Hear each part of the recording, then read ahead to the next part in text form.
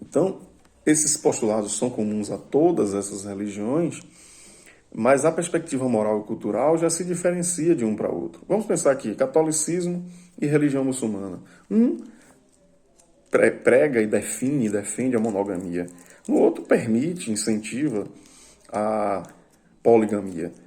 Então, para um católico, é uma conduta imoral. Para um muçulmano é plenamente tranquilo, é aceitável, é até incentivado ter várias esposas. Então a ética é mais teórica, a moral é prática.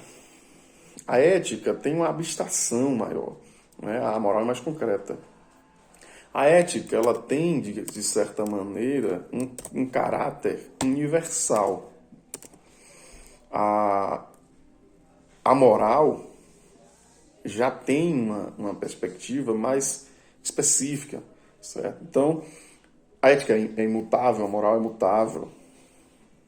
A ética é absoluta, a moral é relativa. Então, a ética é objetiva. A moral já é mais dirigida ao sujeito, ela é mais subjetiva. Então, a diferença conceitual entre ética e moral está no fato de reflexão racional e de aplicação dos valores éticos. Então, a liberdade e o direito à vida, por exemplo, os valores morais relativos aos costumes e aos hábitos sociais, em regra, respeitam essa perspectiva de liberdade e direito à vida. Mas, por exemplo, é ético você defender a liberdade, buscar essa expressão desse valor da liberdade máxima do sujeito. Mas, na perspectiva moral, você precisa se sujeitar a regras. Então, você, por exemplo, o seu direito de liberdade de ir e vir, ele é limitado, né, por regras práticas, regras específicas. Então, você tem o direito de ir e vir na sociedade brasileira, sobretudo nos espaços públicos. Mas, por exemplo, uma sociedade aberta, nudista, mas numa propriedade privada, onde há regras no sentido de que só entra nu. Ou você pode até entrar vestido, mas para ficar lá dentro tem que ficar nu. Essa sociedade naturalista tem uma perspectiva moral que define o que é moralmente aceito sob essa perspectiva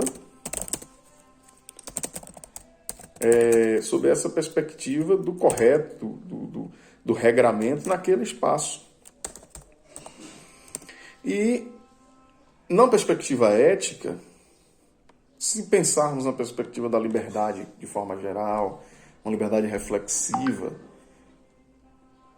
um ambiente em que você pode ficar nu, não há, a princípio, nenhuma perspectiva que impeça a liberdade por estar vestido. Mas aí nós temos uma regra moral aceita naquele ambiente, naquela sociedade naturalista. Por quê? Em tese, nós fizemos uma reflexão rápida, né? Nós estamos ali há uma ideologia, um pensamento, há uma defesa de um modo de viver, certo? E nesse conjunto de pensamento, nós temos que avaliar que a moral está ligada à conduta prática, ao que é prático do dia a dia. Nesse panorama reflexivo, nós precisamos entender que há uma dimensão que alguns teóricos explicam a partir da teoria dos círculos, né? Os círculos concêntricos, os círculos independentes, segmentados. E esses círculos dão uma dimensão de integração e de interação entre direito, ética e moral. Então, para alguns, direito, ética e moral tem base comum e sólida, partes que são comuns apenas à ética e ao direito, apenas a ética e a moral, e apenas a moral ao direito, e partes que são independentes. Neste aspecto, nós precisamos analisar moral e direito. Então, a moral e o direito, as normas, todas duas, têm perspectivas normativas. Então, as normas morais, elas são cumpridas a partir da convicção pessoal de cada indivíduo ou grupo. Já as normas jurídicas, se descumpridas, normalmente possuem uma consequência, uma sanção. No caso do nosso país, essa sanção ela é abstraída para o Estado, ela é feita, realizada pelo Estado. Se nós pensarmos, por exemplo, numa conduta em que uma religião proíba, por exemplo, o ingresso de homossexuais, não há norma jurídica nesse sentido. Mas essa é uma norma de uma igreja, digamos, que é uma norma moral. Quando há sanção na questão das normas morais, existe uma perspectiva de consciência moral individual ou de grupo. Já na norma jurídica, não, existe uma sanção prevista em lei. Na norma moral, as consequências dos atos atingem diversos aspectos da vida humana. Ela é bastante ampla. Já a norma jurídica restringe-se a questões específicas decorrentes da interferência da conduta humana naquela relação jurídica. Então, quando nós pensamos, por exemplo, numa agressão moral, numa agressão verbal de um indivíduo contra outro em razão da orientação sexual. Então, o sujeito ele é homossexual, ele se assume e vive dessa maneira, mas ele não quer ser visto, ele é discreto, ele não quer ser visto dessa maneira, ele quer ser visto pelo que ele é, pelo que ele sente, pelo que ele faz, pelo que ele é reconhecido, seja no âmbito profissional ou pessoal, e não por ser homossexual. Mas aí alguém, por exemplo, num período eleitoral, ou por uma razão, outra razão qualquer, até por perversidade, deseja e realiza a exposição constante dessa pessoa, simplesmente pelo fato de ele ser homossexual. Nós temos aí uma perspectiva moral que é ampla, né, que está ali dentro de uma ideia desse viver, do nosso viver como seres humanos. Mas quando nós pensamos, por exemplo, nessa perspectiva, se nós fizermos um retrospecto, por exemplo, nos programas de comédia, os programas de comédia da década de 80 até a década de 90, fazer sátira, né, ironias, brincadeiras com a questão da homossexualidade e do ser negro, por exemplo, era muito comum e aceitável, as pessoas riam, achavam engraçado. Nos últimos anos já não é tão aceitável, assim, a moral mudou, a perspectiva, o conceito, os costumes, os hábitos que definem a moral, essas normas morais mudaram. E nós temos uma perspectiva jurídica nesse sentido. Então, essa pessoa que expõe o outro, esse indivíduo discreto, que não quer ser exposto como homossexual, e de repente um terceiro vem e fica expondo, repetindo, para que todo mundo fique sabendo, quer destacar aquilo de qualquer jeito. Nós temos ali uma ofensa à moral do sujeito. Mas, a princípio, né, dependendo do que for discutido, comportando uma exceção da verdade, de ser um fato verídico, pode não caracterizar um ilícito pela norma jurídica. Mas, em alguns casos, né, dependendo da proporção, nós vamos ter ali uma questão específica nascida de uma relação jurídica, a vida entre essas partes, e uma interferência nas condutas sociais. E aí pode ter uma implicação, mas não é absoluto, claro. Então, a normativa moral não se traduz em código, já a jurídica se traduz em leis, em códigos. A norma moral ela se vincula a valores, já a norma jurídica se vincula ao Estado, ao poder do Estado de usar a força, ao poder de polícia, ao poder de controle da liberdade alheia. Então, numa perspectiva dessa, nós precisamos refletir como devo agir em relação aos outros. A partir de valores, de normas, de verdades construídas e consolidadas, de um ideal de justiça, respeitando os direitos e deveres. Então, numa perspectiva dessa, nós temos que nos balizar, né, sob uma perspectiva da equidade, da igualdade, da dignidade humana, do respeito à dignidade dos outros. Então, nesse pensamento, Aristóteles nos trouxe uma dimensão, né, um conceito reflexivo da justiça, como a justiça como aquilo que se dá em função do qual se diz que o homem justo pratica, por escolha própria, e de maneira a dar o que é igual, de acordo com a proporção. Então, nós temos uma perspectiva aí que traz valoração. Então, no aspecto de valoração, nós temos uma perspectiva ética.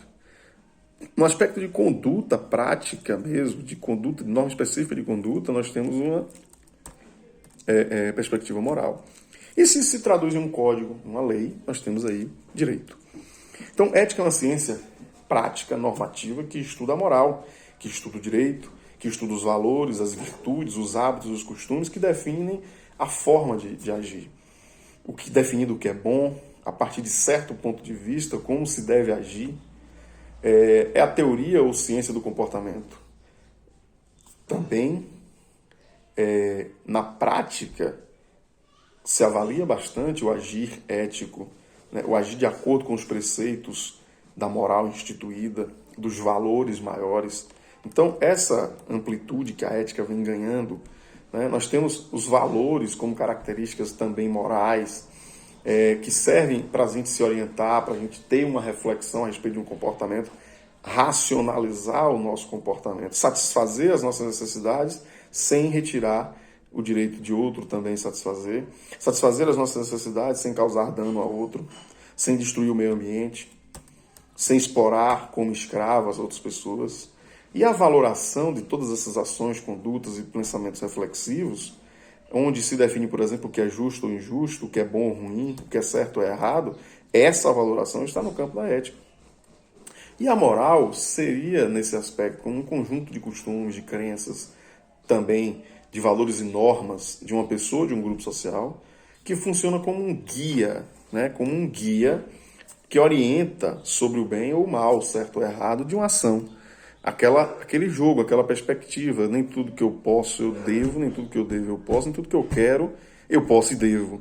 Então eu tenho que equilibrar essa relação, fazer o que eu quero, quando eu posso e quando eu devo. Então, no Brasil, a gente tem... Houve, muitas vezes, na política, na vida profissional e no dia a dia, no cotidiano normal, que no Brasil as pessoas não são éticas. E essa discussão, né, vem se ampliando em vários ambientes e, na verdade, nós não podemos traçar essa perspectiva do brasileiro. Mas há uma frase de Mário Covas, há décadas, né, que parece que ele disse hoje. No Brasil, quem tem ética parece anormal. Lembrando que o Mário Covas era um político, né, um político de envergadura elevada, e traz essa perspectiva sobre um contexto político, dos nossos governantes, dos nossos políticos. E, de fato, se nós avaliarmos, parece que isso ainda é válido hoje. Quem tem uma postura ética, quem tem uma postura moral, quem defende o que é certo, o que é errado, o direito no Brasil, hoje na política sobretudo, parece que é anormal, parece que está tudo distorcido. Rui Barbosa dizia que nós teríamos vergonha de ser honestos diante de tantas iniquidades e desonestidades que seriam costumes práticos.